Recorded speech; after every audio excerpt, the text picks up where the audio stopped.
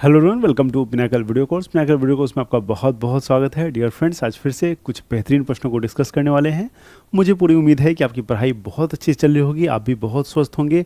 समय आ गया है क्योंकि एग्ज़ाम्स जो भी हैं आपके, अब आपको पता है राउंड द कॉर्नर हैं। ऑब्वियसली 2-4 महीने का टाइम है आपके पास, लेकिन मैं जो भी एग्ज़ाम्स 2-4 महीने होते हैं मैं उसको समझता हूँ कि वो बहुत नज़दीकी है। कारण ये है कि 3-4 महीने का समय जो है वो देखते ही देखते आपको गायब हो जाएगा। इसलिए अब समय आ गया है कि आप बहुत सटीक और सुलझे हुए तरीक़ों से अपनी तैयारी करें। आपके पास जो भी मटेरियल्स हों, जो भी बुक्स हों, जो भी वीडियो कोर्सेज़ का आपने चयन किया है, जो भी आपके टीचर्स हैं, मोटिवेटर्स हैं, वो सारे फाइनलाइज होने चाहिए। अगर इसमें कोई भी परिवर्तन अब होगा तो आपको यकीनन इसका जो परिणाम है वो देखना पड़ेगा। इसलिए जो भी परिणाम हो वो सकारात्मक हो, इसलिए मैं हमेशा आपको ये गाइड करते रहता हूँ कि एग्जैक्ट रिसोर्सेज का इस्तेमाल करना बहुत ज़रूरी है। जैसे कि आप जानते हैं, हमारे सामने स्क्रीन पे आपको एक किताब दिख रही होगी, 6500 TCS MCQs। ये क्या है? It is the best possible book of the SSC examination. ठीक है, best possible book of SSC examination. So इसके बारे में आप अवेयर हैं कि 6500 की जो बुक है वो कितना लाभप्रद है, कितना आपको हेल्प करती है। सो ये जो बुक है आपकी इंग्लिश मीडियम और हिंदी मीडियम दोनों माध्यम में आती है, और इस वीडियो कोर्सेज के माध्यम से चीज़ों को हम लोग बैक टू बैक रिवाइज कर रहे हैं। अगर आपने ये बुक नहीं पढ़ा है या नहीं पढ़ पाए हैं, कोई दिक्कत नहीं है। वीडियो कोर्सेज के सारे लेक्चर देखने का प्रयास करें। जब आप ऐसा करेंगे तो यकीनन इसका जो फ़ायदा है, जो लाभ है, आपको मिलेगा। ओके, सो इकोनॉमिक्स के क्वेश्चंस हमने लास्ट क्लास में डिस्कस किए थे, आज फिर इकोनॉमिक्स के क्वेश्चन डिस्कस करेंगे। ये बुक में जो भी सॉल्यूशंस हैं, उस सॉल्यूशंस के एडिशनल जो भी फैक्ट्स फिगर हैं वहाँ देखेंगे। देखिए, सॉल्यूशन की बात अगर हमने यहाँ किया है तो इस बुक में मैंने आपको कहा है कि पिनाकल की जो बुक है वो डिफरेंट होती है। क्यों? क्योंकि पिनाकल की जो सॉल्यूशंस है वो हमारे टीचर्स ही क्रिएट करते हैं, और टीचर्स को पता होता है कि आपके एग्ज़ाम में आगे क्या पूछे जाने की संभावनाएं हैं। इसलिए पिनाकल की बुक्स और पिनाकल के वीडियो कोर्सेज काफ़ी हेल्पफुल है। अगर आप इसका सही ढंग से इस्तेमाल करेंगे तो यकीनन आपके आने वाले एग्ज़ाम में यह आपके लिए काफ़ी हेल्पफुल साबित हो सकता है, provided you are very much energetic and enthusiastic about the books and the material and you are revising them again and again। अगर आप में वो ऊर्जा है, बार बार आप चीज़ों को रिवाइज कर रहे हैं, टेस्ट लगा रहे हैं, तो यकीन मानिए आपको सफल होने से कोई नहीं रोक सकता है। ओके, सो इसके जो सॉल्यूशंस हैं ये यूनिक सॉल्यूशंस हैं। सो जो भी सॉल्यूशंस हैं उसको आपको पढ़ना है। मैं आपको फटाफट जो शॉर्ट टर्म तरीका है, अगर मान लीजिए आप इस बुक को नहीं पढ़ रहे हैं, सारे सॉल्यूशंस को अच्छे से पढ़ना है, लेक्चर्स को अच्छे से देखेंगे और चीज़ों को अच्छे से रिवाइज करना है। जब चीज़ों को अच्छे से रिवाइज करेंगे, चीज़ों को अच्छे से पढ़ेंगे, तो यकीनन आपके एग्ज़ाम में ये मददगार साबित होगा। ठीक है, तो आइए आज के लेक्चर को स्टार्ट करते हैं। इकोनॉमिक्स के कुछ बेहतरीन प्रश्न जो है आज हम लोग डिस्कस करने वाले हैं। मुझे पूरी उम्मीद है कि एक बार अगर आप इसको डिस्कस कर लेते हैं तो इसके बाद आपके आने वाले जो भी एग्ज़ाम्स हैं उसमें जो ये प्रश्न हैं, जो भी प्रश्न हम यहाँ डिस्कस कर रहे हैं, उससे आपको बहुत हेल्प मिलने वाला है। ठीक है, ये बुक अगर आपके पास है, अगर इस बुक को आप लेना चाहेंगे तो मार्केट में अपने नज़दीकी बुक स्टोर से आप ले सकते हैं, बहुत ईजिली अवेलेबल है। अगर आपको कोई परेशानी कठिनाई होगी या भारत के आप वैसे क्षेत्र में हैं जहां बुक अवेलेबल ना हो, तो ऑनलाइन तो आप जानते हैं अवेलेबल है। ऑनलाइन आप इसको फ्लिपकार्ट से या ऑनलाइन किसी प्लेटफॉर्म से ऑर्डर कर सकते हैं। ये बुक आपको बहुत जल्दी मिल जाएगी। ठीक है, लेकिन बुक मिलने के बाद पूरी बुक का अच्छे से अध्ययन करना बहुत ज़रूरी है। बहुत अच्छा कंटेंट है, आपके जनरल स्टडीज़ के पोर्शन को बहुत अच्छे से कैटर करेगा, ये मैं उम्मीद यहाँ से रखता हूँ। ठीक है, सो आइए आज की क्लास को स्टार्ट करते हैं, देखते हैं किस तरह के प्रश्न आज पूछे जाएंगे। सो आज की क्लास में जो है इकोनॉमिक्स सेक्शन का जो है हम लोग क्वेश्चन MCQ करने वाले हैं। इकोनॉमिक्स आपको मैंने बताया है it is one of the best possible subject, क्योंकि इकोनॉमिक्स क्या है? इकोनॉमिक्स आपसे जुड़ा हुआ है। क्यों आपसे जुड़ा हुआ है? क्योंकि इकोनॉमिक्स जो है आपके सोशल स्टेटस को डिफाइन करता है।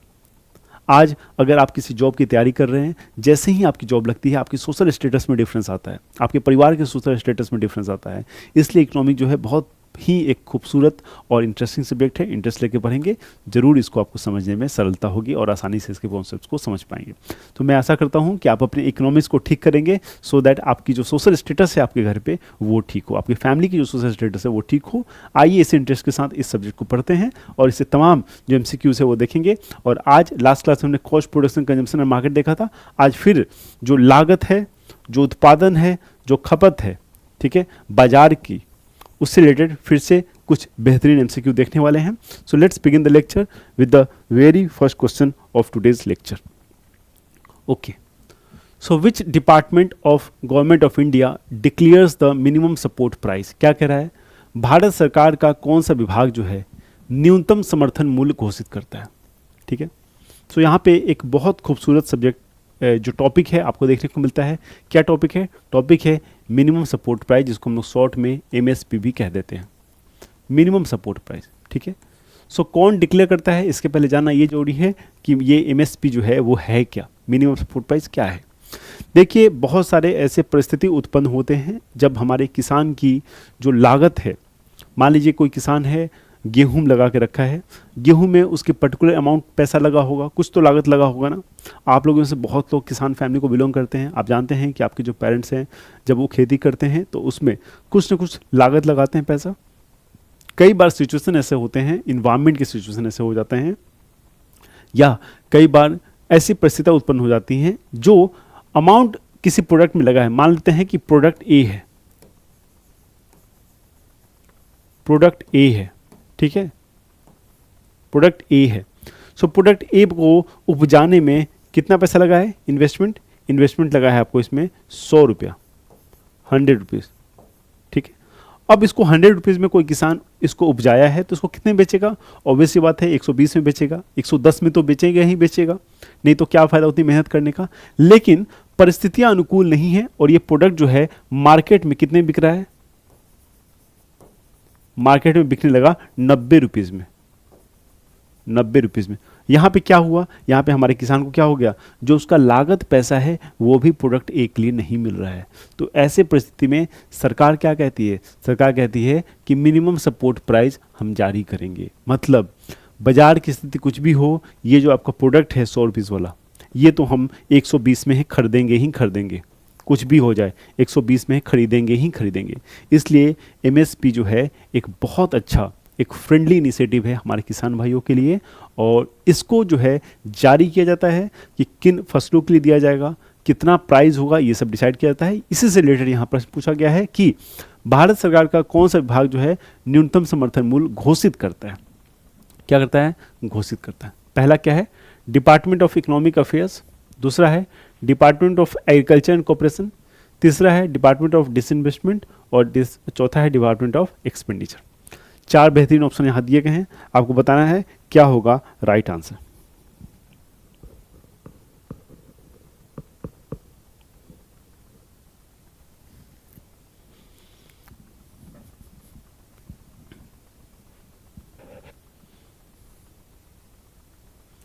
सो बेसिकली इसको घोषित कोई और करता है, ठीक है, रिकमेंड कोई और करता है। ठीक है, सो आपको दोनों के नाम बताने हैं, घोषित कौन करता है और रिकमेंड कौन करता है।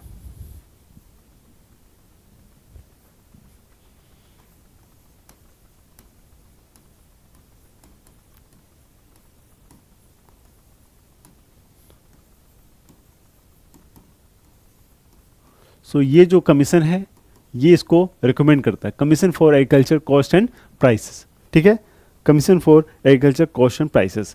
और ये जब रिकमेंड करता है तो डिक्लेयर, ये की घोषणा होती है, और घोषणा कौन करता है? घोषणा करता है department of agriculture and corporation. ठीक है, कृषि और सहकारिता विभाग। ठीक है, कृषि और सहकारिता विभाग। Okay, what is the full form of WPI? ठीक है, what is the full form of WPI? सो आप जानते हैं बहुत सारे इन्फ्लेशन इंडेक्स हैं। ठीक है, इन्फ्लेशन इंडेक्स होते हैं, कितनी महंगाई है मार्केट में उसको पता करने के लिए। एग्जांपल के लिए कंज्यूमर प्राइस इंडेक्स जिसको CPI कहते हैं, फिर एक है होलसेल प्राइस इंडेक्स जिसको कहते हैं WPI। ठीक है, सो क्या आंसर हो जाएगा? WPI पूछा जा रहा है, क्या हो जाएगा? Wholesale price index. मतलब होलसेल के मार्केट में जो इन्फ्लेशन है, जो महंगाई है, मुद्रास्फीति है, वो कितनी है। और कंज्यूमर प्राइस इंडेक्स मतलब जो कंज्यूमर चीज़ खरीद रहा है, जैसे रेहड़ी पर से हम लोग चीज़ खरीदते हैं, सब्जी मार्केट में जाकर चीज़ खरीदते हैं, तो हमें कितने प्राइस में वो चीज़ें मिल रही हैं, उसको क्या कहते हैं? उसको कहते हैं होलसेल प्राइस इंडेक्स। ठीक है, यानी कि WPI। तो CPI and WPI, CPI and WPI।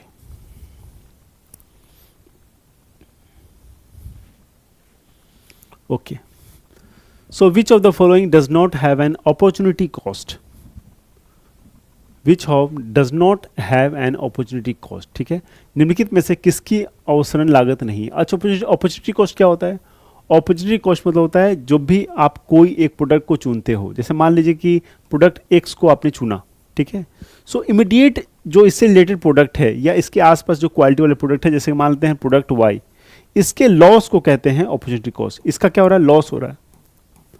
अगर आप इनके साथ हो तो ऑब्वियस सी बात है आप इनके साथ भी हो सकते थे, अगर आप इनके साथ हो तो आप इनके साथ भी हो सकते थे। तो इनका साथ ना होना ये क्या है बेटा, ये लॉस है। अब आप बेहतर समझ रहे होंगे मैं क्या बोल रहा हूँ। जब किसी चीज़ को आप इस्तेमाल कर रहे हैं तो ऑब्वियस सी बात है किसी चीज़ को तो नहीं कर रहे होंगे। जो इमीडिएट चीज़ें हैं, जैसे कि आप अगर क्रिकेट मैच देख रहे हैं तो क्रिकेट मैच देख रहे हैं तो आप ऑब्वियस सी बात अपने दोस्तों के साथ नहीं है, तो वो क्या है, अपॉर्चुनिटी कॉस्ट है। या आप पढ़ाई नहीं कर रहे हैं, ठीक है, तो वो क्या है, अपॉर्चुनिटी कॉस्ट है। जो नियरेस्ट काम जो आप कर सकते थे वो क्या है, अपॉर्चुनिटी कॉस्ट कहलाता है। लेकिन बहुत सारी चीज़ों का अपॉर्चुनिटी कॉस्ट नहीं होता है। Okay, so soap, software, sunlight and styles क्या होगा, बहुत आसानी से आप बता सकते हैं। ऑब्वियस सी बात है सनलाइट इसका आंसर हो जाएगा। सनलाइट का क्या अपॉर्चुनिटी कॉस्ट होगा, इसका कोई अपॉर्चुनिटी कॉस्ट नहीं है, रेडली अवेलेबल है ये हमेशा के लिए, ठीक है। Sunlight is the right answer.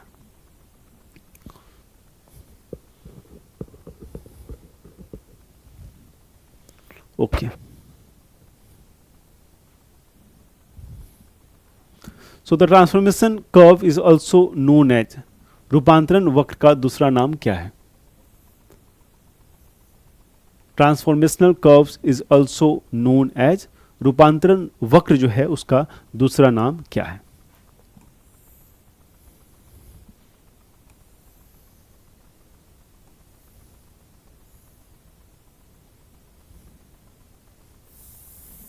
Just a minute.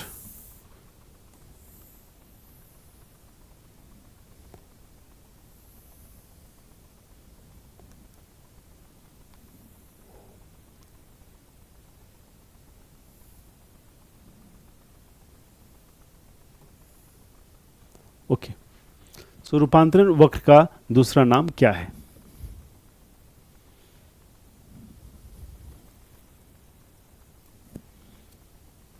रूपांतरण वक्र का दूसरा नाम क्या है।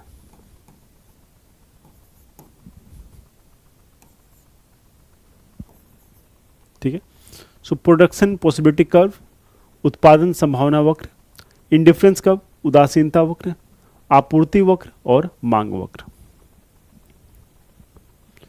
The transformation curves is also known as, रूपांतरण वक्र का दूसरा नाम क्या है। So we have read about this transformation curves. okay,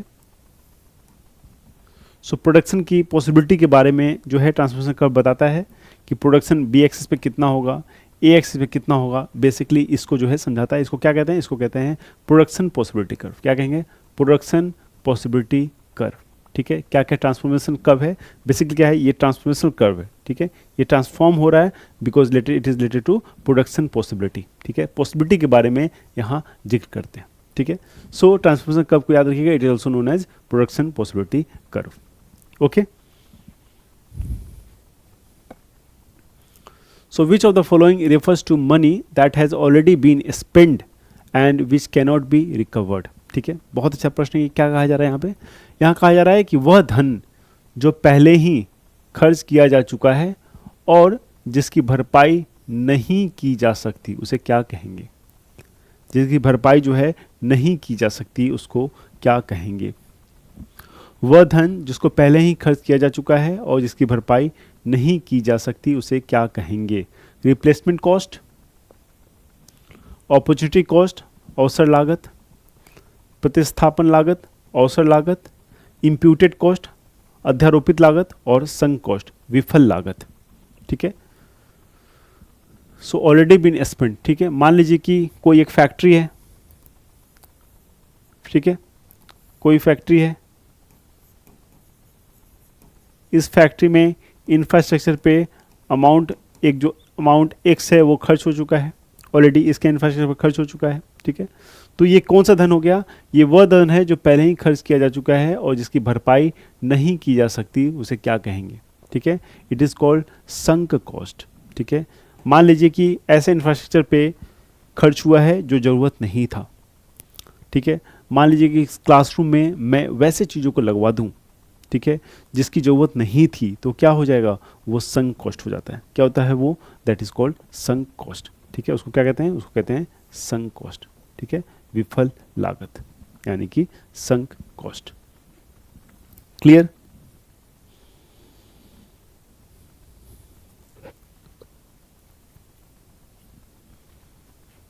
okay, so which of the following is not a central economic problem solved by production possibility curve?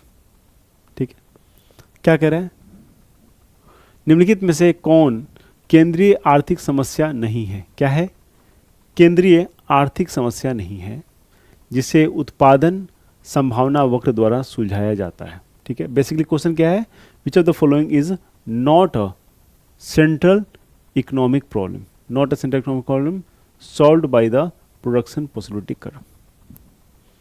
It's not a central economic problem, so बहुत बड़ी आर्थिक जो समस्या है वो ये नहीं है जिसको बेसिकली प्रोडक्शन पॉसिबिलिटी कर्व के द्वारा सुलझाया जाता हो। क्या हो जाएगा answer? Full utilization of resources. Obvious सी बात है, रिसोर्स का जो भी संसाधन है उसका पूर्ण इस्तेमाल जो है ये बहुत महत्वपूर्ण है। ठीक है, क्या है? बहुत महत्वपूर्ण है, और ये जो है एक मेजर इकोनॉमिक प्रॉब्लम है। उसका क्या है? Sustainable consumption. ठीक है, सतत खपत, मतलब जो चीज़ों का इस्तेमाल हो वो सतत हो, जिससे आगे वाले जो जनरेशन आने वाले हैं उनको भी इसकी कमी ना हो। ठीक है, तो इसका भी सोल्यूशन होना चाहिए। इकोनॉमिक इफिशिएंसी मतलब आर्थिक दक्षता, जो हमारा इकोनॉमी है क्या वो इफिशिएंट है, इसका प्रॉब्लम। और इकोनॉमिक ग्रोथ, ये भी इंपॉर्टेंट है। तो ये दोनों तो होगा। ठीक है, इफिशिएंसी और ग्रोथ किसी भी इकोनॉमी का हिस्सा होता है। ठीक है, और जो भी हमारे पास संसाधन है उसका सही इस्तेमाल है, इसका भी बेसिकली यूटिलाइजेशन होना चाहिए। इसका सही यूटिलाइजेशन जो है इसके लिए भी रूल्स रेगुलेशन बनते हैं। क्या आंसर हो जाएगा? आंसर हो जाएगा सस्टेनेबल कंजम्पशन, मतलब सतत खपत। सतत खपत। ठीक है, सतत खपत जो है इसका राइट आंसर हो जाएगा। क्लियर? ओके।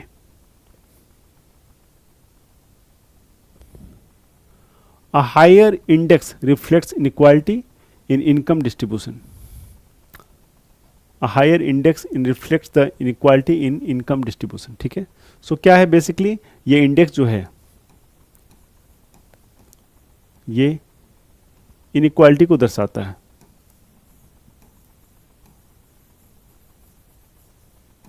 किसको? इनइक्वालिटी को दर्शाता है।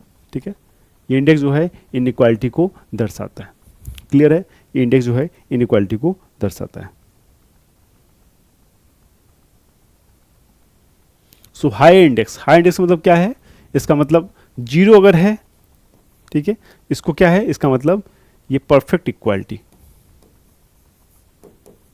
Perfect equality. अगर ये 100 है तो क्या है? ये है perfect inequality, perfect in equality, perfect inequality. ठीक है, सो हायर इंडेक्स मतलब 100 जो है तो क्या है? ये परफेक्ट इनइक्वालिटी को दर्शाता है। क्या कहते हैं इसको? इसको कहते हैं गिनी इंडेक्स। ठीक है, it is called higher Gini index. Okay, so पूरा नाम जो है इसका क्या है? Gini coefficient. ठीक है, Gini coefficient.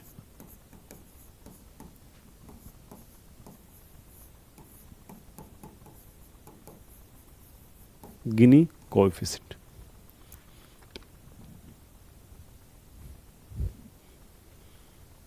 Okay, so now we shall be discussing MCQs related to national income, inflation, budget, taxation and GDP। तो ये हमारा नेक्स्ट टॉपिक है। क्या है? राष्ट्रीय आय, जो भी हमारे देश की आय है उससे रिलेटेड बहुत सारे MCQs एग्जाम में आपको मिलेंगे देखने को, वो। और उसका है मुद्रा, उसके बाद है मुद्रास्फीति। ठीक है, फिर है बजट से, फिर काला धन यानी कि taxation and GDP। In topic से जो क्वेश्चन है वो हम लोग करने का प्रयास करेंगे। ठीक है, आइए, so let's move to next question चलते हैं। An annual statement, an annual statement of estimated receipts and expenditure of the government over the physical year is known as. बहुत सा क्वेश्चन है, बहुत सरल प्रश्न है। क्या कह रहा है? एन एनुअल स्टेटमेंट मतलब एक वित्तीय वर्ष में सरकार की अनुमानित जो प्राप्तियां हैं, ठीक है, अनुमानित जो प्राप्तियां हैं और जो व्यय हैं, जो खर्च हैं, उसका जो वार्षिक विवरण है उसको किस नाम से जाना जाता है। मतलब आने वाले साल में जो भी रिसीप्ट्स होंगे और जो एक्सपेंडिचर होंगे वो कौन से डॉक्यूमेंट का हिस्सा होते हैं, वो डॉक्यूमेंट कौन सा होता है, यही तो पूछ रहा है। वो डॉक्यूमेंट कौन सा होता है, यही सवाल तो आपसे पूछ रहा है कि वो डॉक्यूमेंट कौन सा होता है जिसमें ये दोनों चीज़ों को डिस्कस करते हैं। ऑब्वियस सी बात है, that is the budget. Budget में ही तो डिस्कस करते हैं हम लोग ये सब चीज़ें, ठीक है। बजट आप जानते हैं, मैंने आपको पहले ही बताया है, समझाया है, पढ़ाया है कि बजट जो शब्द है वो हमारे कॉन्स्टिट्यूशन में कहीं मेंशन नहीं है, बल्कि हमारे कॉन्स्टिट्यूशन में जो भी आर्थिक गतिविधियां हैं उससे रिलेटेड जो फैक्ट्स फिगर हैं, जो बहुत सारे आर्टिकल हैं उससे मेंशन है, लेकिन बजट शब्द का इस्तेमाल नहीं है। तो बजट की जगह ऑब्वियस सी बात है कुछ न कुछ शब्द का इस्तेमाल किया गया हुआ, तो एक अलग से शब्द का इस्तेमाल किया गया बजट के अलावा, वो जो है वो है आपका एनुअल फाइनेंशियल स्टेटमेंट। क्या है? एनुअल फाइनेंशियल स्टेटमेंट, ठीक है। अब ये ऑब्वियस सी बात है, मैंने कहा क्वेश्चन मेंशन है तो आर्टिकल भी होगा। कौन सा आर्टिकल है? आर्टिकल है 112। कौन सा आर्टिकल है? Article 112। Clear? Article 112। Okay. If the government revenue expenditure exceeds revenue receives it is called. अगर सरकार की राजस्व व्यय जो है राजस्व प्राप्तियां से अधिक हो तो इसे क्या कहा जाता है, ठीक है। सो एक्सपेंडिचर जो है वो अधिक है कंपेयर टू क्या? आपका रिसिप्ट्स। जो पैसा आया है वो कम है, एक्सपेंडिचर जो है वो ज़्यादा है, तो क्या हो जाएगा यहाँ पे? Revenue deficit, primary deficit, capital deficit या फिजिकल डेफिसिट। बहुत ही सरल प्रश्न है, बहुत ही ज़्यादा सरल प्रश्न आपसे पूछा गया है, बहुत आसानी से बता सकते हैं, मैंने पहले भी आपको बताया है।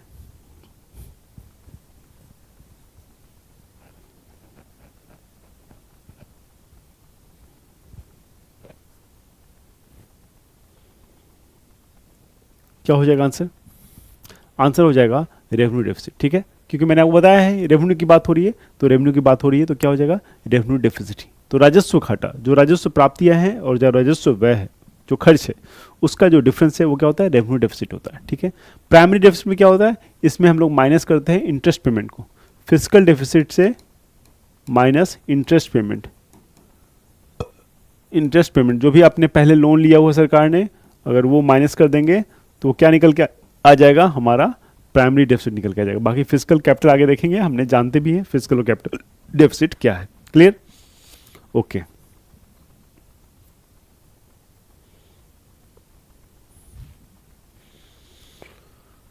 सो GDP deflator is equal to, so एक फॉर्मूला है, बताना है। जीडीपी डिफ्लेटर आप जानते हैं महंगाई नापने का बहुत अच्छा तरीका है जीडीपी डिफ्लेटर। सो 4 ऑप्शन दिए गए हैं, आपको बताना है कि विच of the following exactly justify GDP deflator. So GDP अपस्फीति कारक जीडीपी डिफ्लेटर निम्नलिखित में से क्या डोनेट करता है? पहला क्या है? नॉमिनल जीडीपी, रियल जीडीपी, ठीक है, nominal GDP into real GDP. दूसरा है nominal GDP plus real GDP divided by 100। तीसरा है nominal GDP minus real GDP divide by 100। और चौथा है nominal GDP divide by real GDP into 100। Exactly यही इसका आंसर होगा और इससे इन्फ्लेशन का बहुत अच्छा मापदंड है। Nominal GDP divide by real GDP into 100, ठीक है। सो ये जो है हमारा क्या है? जीडीपी डिफ्लेटर का रियल मापदंड है। क्लियर है? Option D will be the right answer. Okay.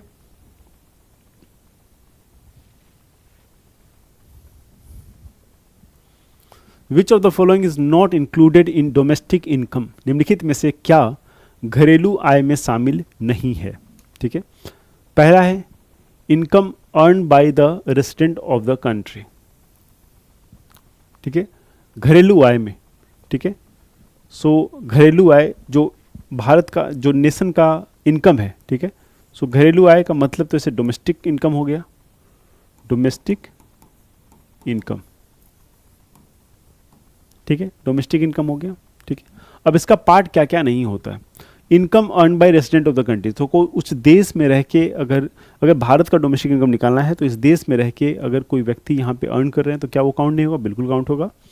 दूसरा, income earn by non resident outside country, ठीक है, नॉन रेसिडेंट जो भारत के नहीं है और भारत के बाहर पैसा कमा रहे हैं वो। तीसरा है income earn by all the employees of the country, ठीक है, सारे एम्प्लॉयज ऑफ द कंट्री। और दूसरा है profit of all the industries of the country, industry के जो भी प्रॉफिट है क्या वो डोमेस्टिक इनकम में काउंट होता है क्या? तो बिल्कुल है, वो भी होगा। अब यहाँ देखिए, देश के बाहर अनिवासियों द्वारा अर्जित आय, तो देश के बाहर जो विदेशी लोग अर्जित कर रहे हैं वो कहाँ से होगा? आंसर बी हो जाएगा। कितना सिंपल है, आपको नहीं भी पता है, अगर ध्यान से केवल क्वेश्चन ये पढ़ोगे तो इसका आंसर जो है आपको मिल जाएगा। तो बहुत बारी जो है केवल ध्यान से हमें क्वेश्चन पढ़ने की जरूरत है, ठीक है।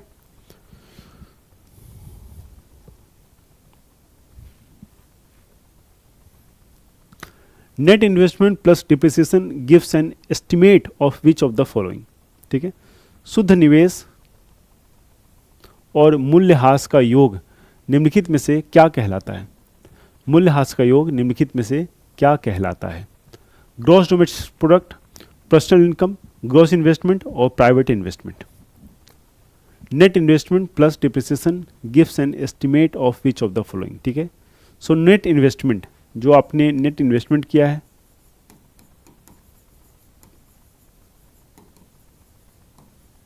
ठीक है, जो भी आपका नेट इन्वेस्टमेंट है, ठीक है, इसमें जो डिप्रिसिएशन है अगर उसको जोड़ देंगे, जो मूल्यह्रास हुआ है उसको अगर हम जोड़ देंगे, उसको अगर हम जोड़ देंगे तो क्या निकल के आ जाएगा? तो क्या निकल के आ जाएगा? ठीक है। सो नेट इन्वेस्टमेंट मतलब नेट मतलब डिप्रिसिएशन माइनस किया गया है इसमें, तभी तो नेट निकल के आया है, ठीक है। सो ये अगर जोड़ देंगे, जब नेट में हम डिप्रिसिएशन जोड़ देंगे तो क्या हमें ग्रॉस मिल जाएगा, ठीक है। सो ग्रॉस डोमेस्टिक प्रोडक्ट नहीं, gross investment, option C will be the right answer, ठीक है। सो टोटल जो इन्वेस्टमेंट हुआ है उसके बारे में हमें पता चलता है जब हम डिप्रिसिएशन को, जो मूल्यह्रास है, उसको कुल निवेश में जोड़ देते हैं, ठीक है। काफी सरल प्रश्न था ये भी, ओके।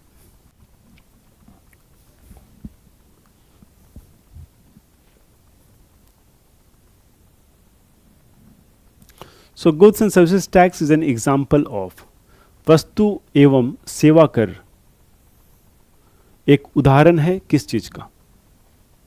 एक उदाहरण है किस चीज का?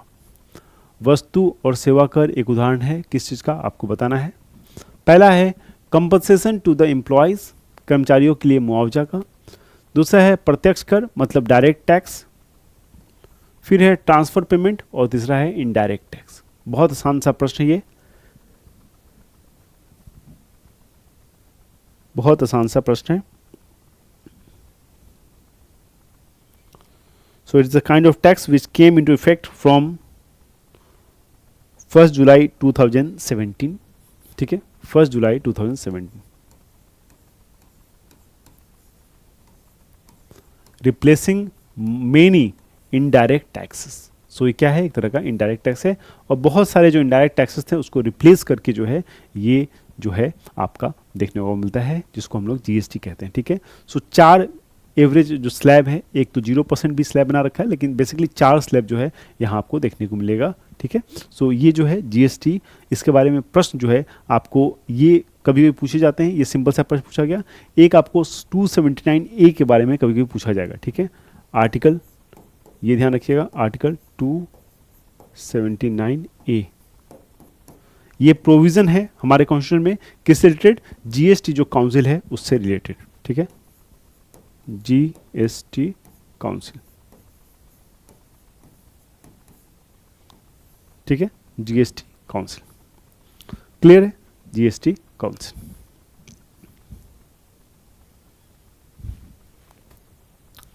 Okay, so in which union budget was India's first sovereign wealth fund named National Investment and Infrastructure Fund.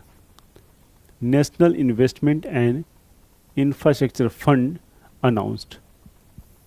ठीक है, in which union budget was the India's first sovereign wealth fund. ठीक है, किस केंद्रीय बजट में राष्ट्रीय निवेश और अवसंरचना कोष NIAF नामक भारत के पहले संप्रभु धन कोष की घोषणा की गई थी? भारत का पहला जो संप्रभु धन था, जिसको हम लोग सोवरिन वेल्थ फंड भी कहते हैं, ठीक है, सोवरिन वेल्थ फंड SWF, ये किस बजट में पहली बार इसकी घोषणा की गई थी? 2015-16, 21-22, 17-18 या 19-20? चार ऑप्शन आपके सामने हैं, क्या होगा राइट आंसर? क्या हो जाएगा right answer? So basically it is a government backed entity established to provide long term capital to the country's infrastructure. ठीक है, so long term capital to country's infrastructure. ठीक है,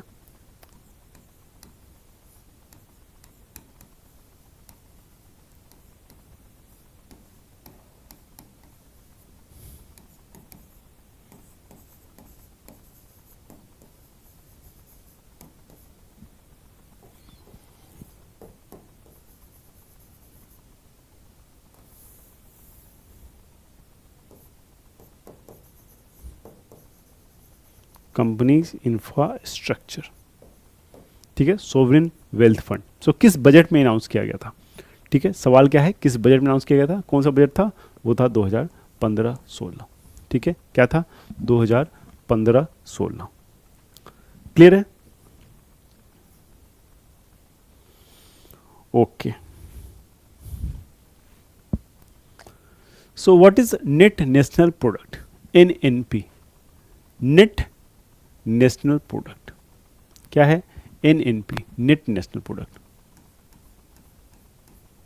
सो इसका एक फॉर्मूला है, अगर वो फॉर्मूला आपको पता है तो आप इजिली आइडेंटिफाई कर पाएंगे कि क्या इसका आंसर हो जाएगा. क्या है पहला? क्या है? पहला कहता है कि net national product is equal to gross national product plus depreciation. ठीक है, gross national product plus depreciation. दूसरा है net national product is equal to gross national product plus income of the foreigners. देखिए यहाँ पे क्या है? Income of the foreigner. Foreigner का इनकम क्यों जोड़ दिया भाई? समझ रहे हैं? फॉरेनर का इनकम क्यों जोड़ दिया इंडियन इनकम में? ठीक है. तीसरा है net national product is equal to gross national product. देखिए इज इक्वल टू तो कुछ होता ही नहीं है. Net national product is equal to तो होगा नहीं, कुछ ना कुछ डिफरेंस तो होगा ही. और चौथा है net national product is equal to gross national product minus depreciation, मतलब GNP माइनस डिप्रेसिएशन. ठीक है, so gross national product minus depreciation. Depreciation आप समझते हैं, अब मूल्यह्रास. कोई भी कैपिटल जो है उस कैपिटल का जो मूल्यह्रास होता है साल 10 साल इस्तेमाल करने के बाद, उसको हम लोग डिप्रेसिएशन कहते हैं. सो चार ऑप्शन आपके सामने हैं, बताइए क्या होना चाहिए right answer? What could be the right answer of this question? What could be the right answer of this question? इतनी इकोनॉमिक्स आप पढ़ चुके हैं, बहुत सारे क्वेश्चन आपने सॉल्व किए हैं. अब मुझे बताइए क्या होगा इसका राइट आंसर. देखिए जो GNP होता है, ठीक है, क्या है? Gross national product. ठीक है, सो ग्रॉस नेशनल प्रोडक्ट में जो डिप्रेसिएशन, जो मूल्यह्रास हुआ है, अगर वो हम निकाल दें, ठीक है, जो हमारा GNP का वैल्यू है उसमें से जो हमारा साल 10 साल कैपिटल पुराना होने के कारण जो पैसा हमारा निकला है, जो मूल्यह्रास हुआ है, उसको अगर माइनस करते हैं तब जाके हमें क्या निकल के आता है? नेट नेशनल प्रोडक्ट, हमें NNP निकल के आ जाता है. ठीक है, कुछ फिजूल के ऑप्शन थे यहाँ पे कि यहाँ पे फॉरेनर के इनकम को जोड़ देंगे, ये सब ऑलरेडी कट जाएगा. ठीक है, इज इक्वल टू, ये इक्वल टू तो कुछ होता ही नहीं, ये भी कट जाएगा. दो तो ऑलरेडी आपके कट जाते, दो में से आप इजली जो है आप अपना आंसर निकाल सकते थे. ठीक है, सो थोड़ा सा अगर माइंड अप्लाई करके पढ़ेंगे तो डेफिनेटली आपको इसमें जो है बहुत सारी सी चीज़ें निकल के आ जाएगी. ठीक है, आप चाहते तो A को भी एलिमिनेट कर सकते थे. ठीक है, क्यों? क्योंकि कह रहा है कि ग्रॉस क्या होता है? हमेशा बड़ा होता है. ग्रॉस में कह रहा है कि डिप्रेसिएशन को ऐड कर देंगे. नहीं, जब हम कुछ निकालते हैं उसमें से माइनस करते हैं तब जाके हमें नेट निकल के आता है. ठीक है, तो नेट के लिए हमें माइनस नहीं करना है, हमें निकालना है. ठीक है, ओके.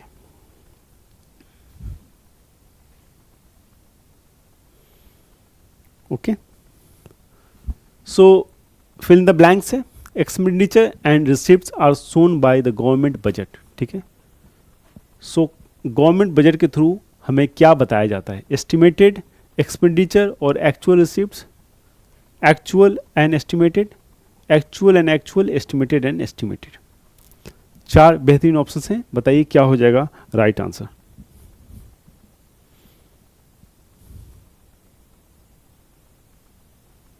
क्या हो जाएगा राइट आंसर।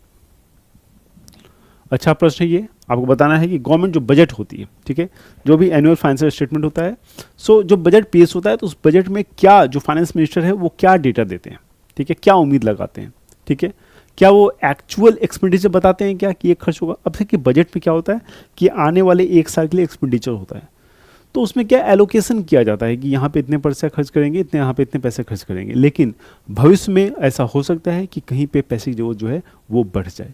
तो ये जो एस्टिमेशन है ये पॉसिबल नहीं है, एक्चुअल जो है पॉसिबल नहीं है, एक्चुअल बिल्कुल पॉसिबल नहीं, ये एस्टिमेटेड हो सकता है, ठीक है। न एक्सपेंडिचर एक्चुअल पॉसिबल है, न रिसिप्ट एक्चुअल पॉसिबल है, रिसिप्ट में भी परिवर्तन होता है, एक्सपेंडिचर में परिवर्तन होता है, क्या हो जाएगा डी हो जाएगा, एस्टिमेटेड एस्टिमेटेड दोनों जगह। क्लियर, दोनों जगह जो है एस्टिमेटेड एस्टिमेटेड ऑप्शन आएगा। ओके,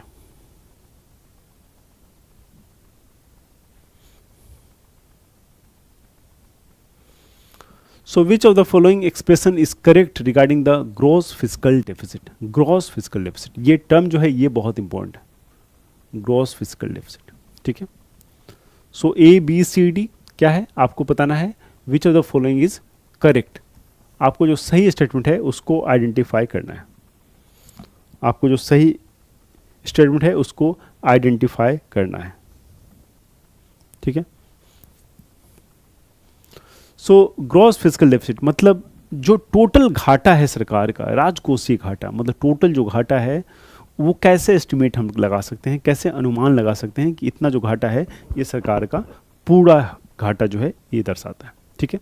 क्या ऑप्शन है, पहला है gross fiscal deficit is equal to net borrowings at home, ठीक है, borrowings from RBI home minus, ये देखिए यहाँ पे माइनस है, borrowing from RBI plus borrowing from abroad. दूसरा क्या है, gross fiscal deficit is equal to net borrowing at home plus RBI plus abroad, मतलब तीनों बोरोइंग को जोड़ते हैं तो हमारा ग्रॉस फिस्कल डेफिसिट निकलता है, ये कह रहा है। तीसरा है ग्रॉस फिस्कल डेफिसिट यानी कि net borrowing at home plus borrowing from RBI, और यहाँ पे क्या है माइनस है, ठीक है, माइनस है बोरोइंग फ्रॉम एब्रोड। चौथा है net borrowing at home minus borrowing at from RBI minus borrowing from abroad. देखिए जो फिस्कल डेफिसिट है बेटा वो क्या है, वो एक ओवरऑल जो है बेसिकली एक कॉन्सेप्ट है, एक इंडिकेशन है कि सरकार कितनी घाटे में है, और उसमें जो भी बोरोइंग्स होते हैं, जितने भी बोरोइंग्स हैं सबको अगर एस्टिमेट करे हुए कि कहाँ कहाँ से हम कितने बोरोइंग्स पैसे ले रहे हैं तो आपको एग्जैक्ट की पता चलेगा। तो इसमें माइनस नहीं होगा, हर एक चीज़ प्लस हो जाएगा, ठीक है। हर एक चीज़ को जोड़ के ऐसे मान लीजिए कि मेरी आर्थिक स्थिति क्या है, ये कैसे पता चलेगी, अगर मैंने 10 लोगों से पैसा लिया हुआ है, अगर सबको जोड़ देंगे आप, 10 लोगों से मैंने जो पैसा लिया है, जितना उधारी ली है, अगर वो सबको जोड़ दिया जाए तो हमारी जो मेरी आर्थिक स्थिति है वो कहीं ना कहीं कुछ हद तक आपको जो है पता चल जाएगी, ठीक है। मान लीजिए कि मैं 20 लाख उधार लिया हूँ, इसका क्या मतलब है, इसका मतलब है कि 20 लाख का जो लायबिलिटी है मेरे ऊपर है, इसका मतलब मेरी आर्थिक स्थिति जो है वो ठीक नहीं है। सो ये जो है बेसिकली मेरा जो ग्रॉस डेफिसिट बताता है, तो वही सरकार की जो ग्रॉस डेफिसिट है, जो ग्रॉस फिस्कल डेफिसिट है, उसको बताने के लिए क्या होगा, सकल राजकोषीय घाटा इज इक्वल टू शुद्ध घरेलू घाटा प्लस आरबीआई से जो ऋण लिए गए हैं प्लस विदेश से जो ऋण लिए गए हैं। ऑप्शन जो है बी इसका राइट आंसर हो जाएगा, ठीक है, ऑप्शन बी जो है राइट आंसर हो जाएगा।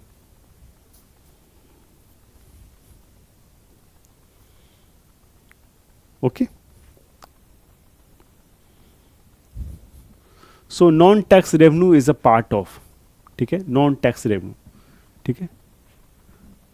सो देखिए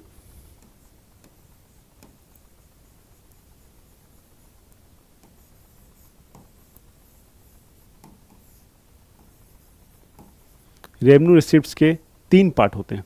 क्या क्या होते हैं पार्ट, पहला पार्ट है रेवेन्यू रिसिप्ट्स का, 2 पार्ट्स होते हैं, इनफैक्ट 3 पार्ट नहीं 2 पार्ट होते हैं। पहला क्या है, पहला है टैक्स रेवेन्यू, टैक्स रेवेन्यू, और दूसरा क्या है non tax revenue, non tax revenue, tax revenue and non tax revenue, ठीक है। So this two are the parts of revenue receipts. Answer क्या हो जाएगा? आंसर हो जाएगा इसका रेवेन्यू रिसिप्ट्स, ठीक है, राजस्व प्राप्तियां, ठीक है, रेवेन्यू रिसिप्ट्स यानी कि राजस्व प्राप्तियां, ठीक है, क्लियर।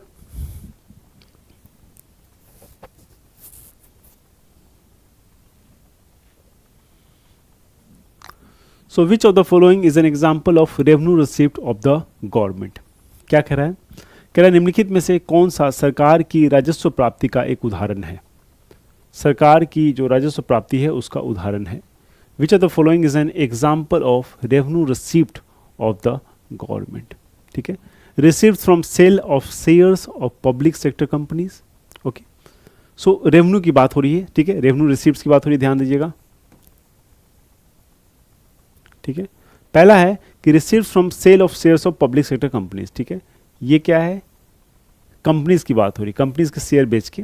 दूसरा है रिकवरी ऑफ लोन्स, ऋणों की जो वसूली है उससे। तीसरा है GST collected by the government, जो गुड्स एंड सर्विसेज टैक्स जो है उससे कलेक्शन। और चौथा है borrowing from the public, borrowing, ठीक है। सो रेवेन्यू रिसिप्ट्स क्या होते हैं? कैपिटल और रेवेन्यू रिसिप्ट्स में क्या है? जो रेवेन्यू रिसिप्ट्स है वो कोई लायबिलिटी आपके ऊपर नहीं छोड़ता है, लेकिन जो कैपिटल रिसिप्ट्स हैं, आप कैपिटल कहीं से उठाओगे तो वो क्या है? वो लायबिलिटी लेके आएगा, मतलब आपको पैसा देना होगा, चुकाना होगा। लायबिलिटी लेके आएगा मतलब आपको पैसा उसको चुकाना पड़ेगा, ठीक है। सो जो टैक्स हमारे पास सरकार के पास आते हैं, क्या उसके लिए सरकार को पैसा चुकाना पड़ता है क्या? बिल्कुल नहीं चुकाना पड़ता है। टैक्सेस क्या है? वो कोई लायबिलिटी लेके नहीं आता है। क्या आंसर हो जाएगा? GST, goods and services collected by the government. Okay, कितना सिंपल आंसर है।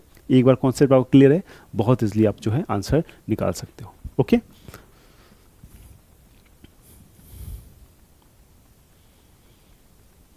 Okay. So which of the following is not an example of factor payment? ठीक है, which of the following is not an example of factor payment? निम्नलिखित में से कौन सा जो है कारक भुगतान का उदाहरण नहीं है? Interest, wage, rent, payment, pension. ठीक है, interest, wage, rent and pension. क्या हो जाएगा राइट आंसर?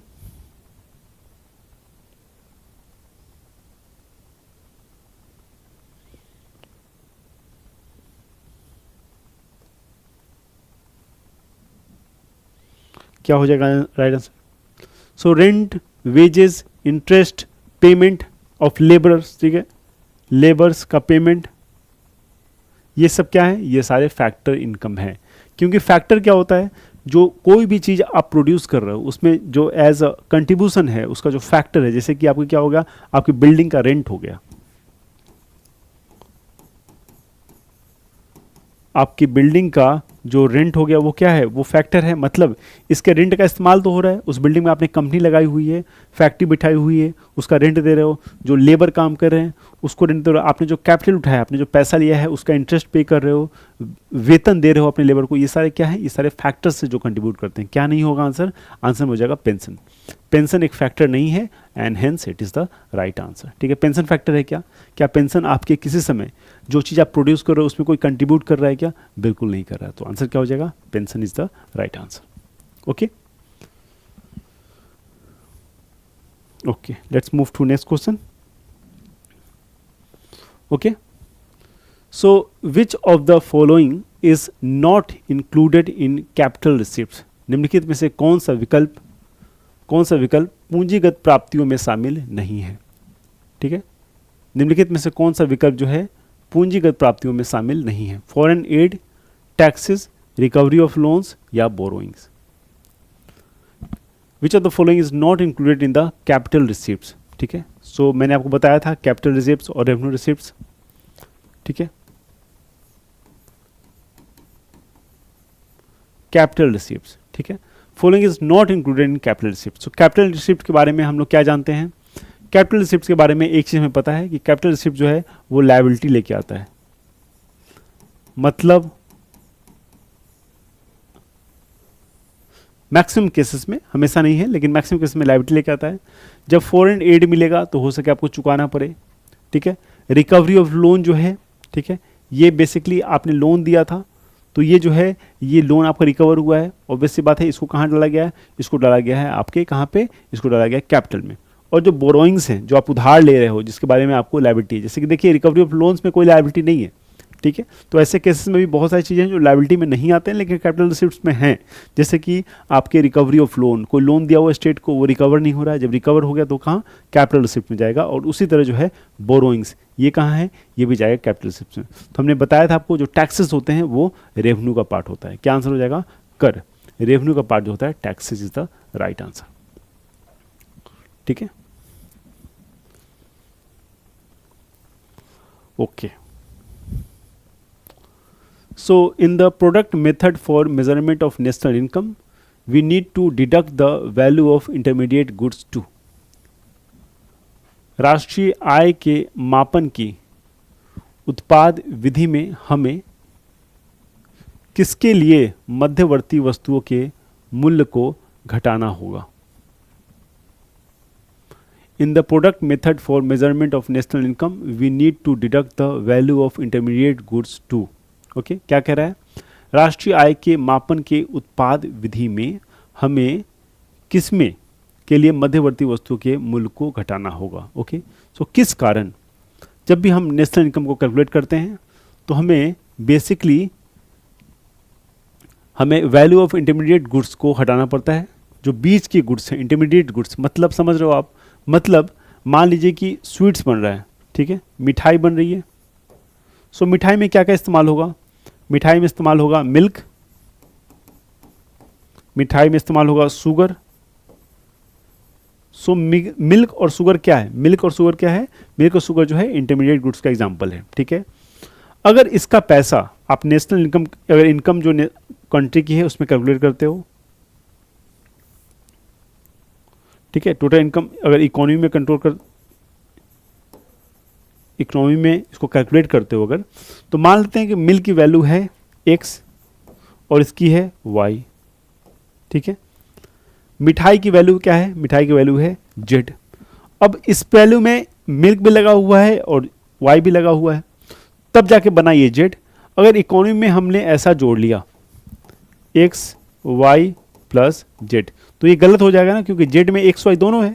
इसलिए इस चीज़ को अवॉइड करने के लिए हम लोग यहाँ पे केवल z को कैलकुलेट करते हैं और इंटरमीडिएट जो गुड्स है उसको क्या करते हैं, उसको माइनस कर देते हैं। इसका इस्तेमाल हम लोग नहीं करते हैं, ठीक है। क्या हो जाएगा ऑप्शन, राइट ऑप्शन क्या हो जाएगा। क्यों ऐसा करते हैं, क्यों ऐसा करते हैं, to avoid the double counting. क्या है, दोहरी गणना को दूर करने के लिए, ठीक है, दो बार गणना ना हो जाए इस चीनी और मिल्क की इकोनॉमी में, इसलिए इसको करते हैं, ठीक है। सो इंटरमीडिएट गुड्स, जैसे कि मान लीजिए कि कोई कपड़ा है, ये कपड़ा है, इसमें ऑब्वियसली बात है धागे का इस्तेमाल हुआ है, ठीक है, धागे का इस्तेमाल हुआ है। अगर उस धागे का कीमत अलग से जोड़ दिया जाए, इस कपड़े का टोटल कीमत अलग से जोड़ दिया जाए, तो डबल जो काउंटिंग है वो हो गई। तो डबल काउंटिंग हो जाने के बाद इकोनॉमिक्स की जो एग्जैक्ट फिगर है वो नहीं मिलती है, इसलिए इसको रिमूव करते हैं। इसको कहते हैं अवॉइड द डबल काउंटिंग, ठीक है, avoid the double counting.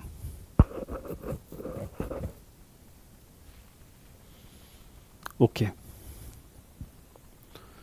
In national income accounting GVA stands for, राष्ट्रीय आय लेखांकन में जीवीए का क्या अर्थ होता है। जीवीए इकोनॉमी में एक नया कॉन्सेप्ट है, इन नेशनल इनकम अकाउंटिंग, ठीक है।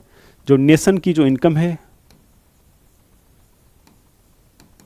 नेशन की जो इनकम है उसके अकाउंटिंग में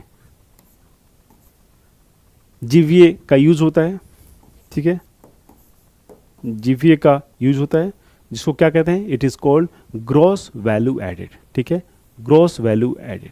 एग्जैक्ट क्या वैल्यू ऐड हुई है हर एक स्टेज पे, जिसको हम लोग कहते हैं ग्रॉस वैल्यू एडेड, ठीक है। सो ये तीनों जो अलग अलग स्टेज है उस पे क्या वैल्यू ऐड हो रहा है, ठीक है। सो इसी पे एक है वैल्यू एडेड टैक्स, ठीक है। हर एक स्टेज पे जो वैल्यू लगता है उस पे जो है कर की प्रणाली लगाई जाती है। It is called value added tax, मतलब हर एक स्टेज पे जो कंट्रीब्यूशन हो रहा है उस प्रोडक्ट में, जो एडिशनल उसमें इन्वेस्टमेंट हो रहा है, उस पे जो अमाउंट इन्वेस्ट हुआ है उस पे टैक्स लगता है, जिसको कहते हैं वैल्यू एडेड टैक्स, ठीक है। So GVA stands for gross value added. Okay. How many tax slabs are classified in GST bill? Okay, बहुत अच्छा प्रश्न है ये। जीएसटी बिल में कितने टैक्स स्लैब वर्गीकृत किए गए हैं? ठीक है, 2017 में लाया गया ये जीएसटी, इम्प्लीमेंटेशन हुआ। कितने स्लैब हैं जो यहाँ पे हैं वो आपको बताना है, कितने स्लैब्स हैं वो आपको बताना है। How many slabs are there?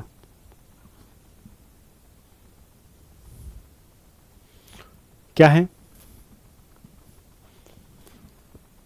5, 12, 18, 28।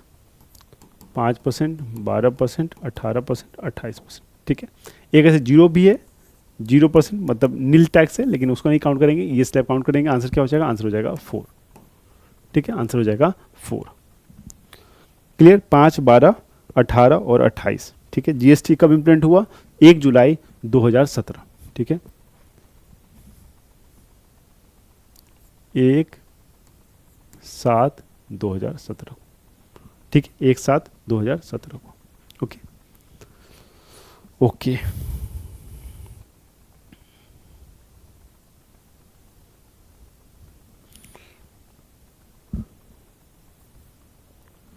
Okay, so GDP से एक और क्वेश्चन आपको यहाँ मिल गया।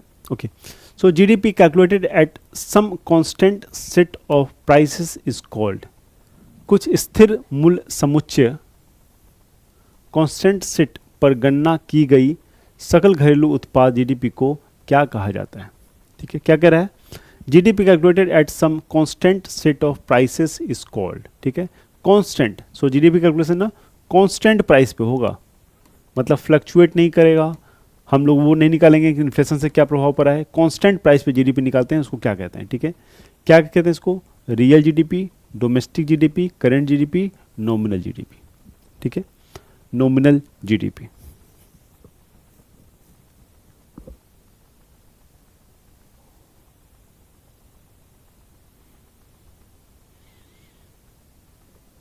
सो GDP calculated at some constant price, constant set of prices is called. So India का जो बेस ईयर है, उस बेस ईयर के आधार पे ये किया जाता है। ठीक है, इकोनॉमी में जो बेस ईयर होता है उसके आधार पे इसकी कैलकुलेशन की जाती है। The GDP calculated at some constant set of prices is called real GDP, वास्तविक सकल घरेलू उत्पाद।